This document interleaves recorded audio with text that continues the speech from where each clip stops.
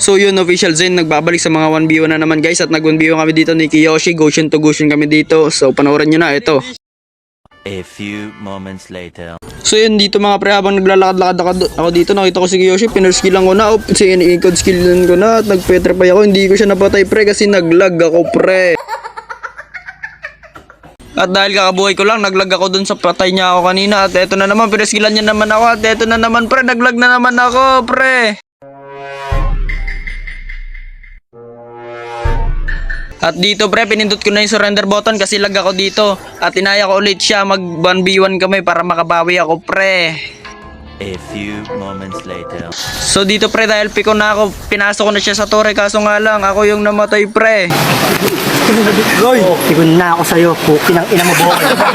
At matapos kong mamatay ng paulit-ulit, sabi ko dito sa sarili ko guys, my turn na, kaya eto, pinakita ko na siya guys. So dito mga pre, kunwari pabalik na ako dyan at bibigla ko in ko siyang ultihan dito guys, so yun patay siya. So yun guys, nag-ayos ako dito ng settings at nang bigla niya ako dito ng inatake guys.